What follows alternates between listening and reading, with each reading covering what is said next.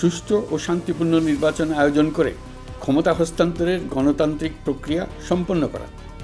এই লক্ষ্যে ধ্বংসপ্রাপ্ত নির্বাচন ব্যবস্থাকে স্থায়ীভাবে সংস্কার করা। এই তিনটি ম্যান্ডেট হচ্ছে দেশবাসীর সাথে আমাদের চুক্তি। 24-এর শহীদের রক্তে ভেজা এই চুক্তি আপনাদের সার্বিক সমর্থন, আস্থা ও সহযোগিতা নিয়ে এবং পতিত শক্তি ও তার দোসরদের সৃষ্ট সকল বাধা বিপত্তিকে পরাভূত করে আমরা সম্মিলিতভাবে বাস্তবায়ন করতে সক্ষম হব বলে আমার দৃঢ় বিশ্বাস। সবাই মিলে চেষ্টা করে একটা সুন্দর নিখুঁত নির্বাচন আয়োজন করে নতুন বাংলাদেশের দৃঢ় ভিত্তি রচনা করব। প্রিয় দেশবাসী, আমি জানি আগামী জাতীয় নির্বাচন কখন হবে সে বিষয়ে সিদ্ধান্ত জানার জন্য রাজনৈতিক দল ও জনগণের মধ্যে বিপুল আগ্রহ রয়েছে। আমি বারবার বলেছি এই নির্বাচন ডিসেম্বর থেকে আগামী বছরের জুনের মধ্যে অনুষ্ঠিত হবে। এই সময়ের মধ্যে দেশের নির্বাচন উপযোগী পরিবেশ সৃষ্টির জন্য যা যা করা দরকার সরকার তাই করছে। এখানে মনে রাখা জরুরি, বাংলাদেশ স্বাধীনতার পর থেকে যতবার গভীর সংকটে নিমজ্জিত হয়েছে তার সবগুলোরই প্রধান কারণ ছিল ত্রুটিপূর্ণ নির্বাচন। অবাধ, সুষ্ঠু, প্রতিদ্বন্দ্বিতামূলক ও গ্রহণযোগ্য নির্বাচন আয়োজনের জন্য সকল পক্ষের সঙ্গে আমরা আলোচনা করেছি।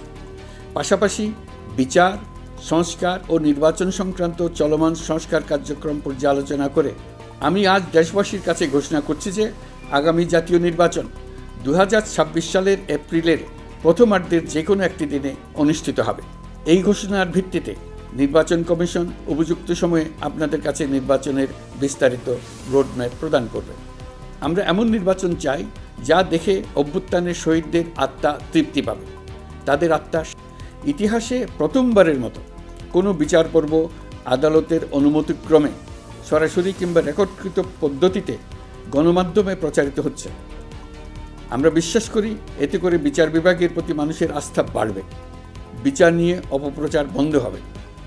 প্রসিকিউশন বলছে বিগত সরকার পতনের পর তাদের আজ্ঞাবহ ব্যক্তিরা বিভিন্ন গুরুত্বপূর্ণ সাক্ষ্য প্রমাণ বিনষ্ট করার চেষ্টা করেছে।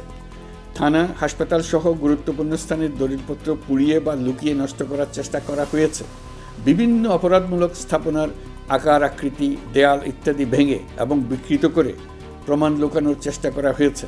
বিভিন্ন ডিজিটাল এভিডেন্স যেমন ভিডিও, অডিও, ইন্টারনেট ডেটা যেগুলো ডিলিট বা ধ্বংস করার চেষ্টা করা হয়েছে, তদন্ত কর্মকর্তারা সর্বাধুনিক প্রযুক্তি ব্যবহার করে সেগুলো রিকভার এবং রেস্টোর করার কাজ করছেন।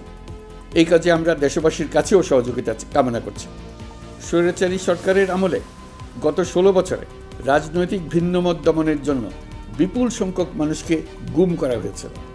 এই মানুষগুলোকে এমন সব বন্দিশালায় আটকে রাখা হয়েছিল যাদের কোনোটির আয়তন ছিল মাত্র 3 ফিট বাই। এদেশের প্রতিটি স্তরে অপরাধ, অনিয়ম, দুর্নীতির ভাইরাস ছড়িয়ে পড়েছিল। এই রোগাক্রান্ত রাষ্ট্র ব্যবস্থাকে রোগমুক্ত করে জনগণের কল্যাণমুখী করতে হলে আমাদের রাজনৈতিক দলগুলোর সক্রিয় অংশগ্রহণ জরুরি। পাশাপাশি আগামী জুলাই মাসেই সকল রাজনৈতিক দলের ঐকমত্যের ভিত্তিতে একটি জুলাই সনদ প্রস্তুত করে আমরা জাতির সামনে উপস্থাপন করতে পারব বলে আশা করছি।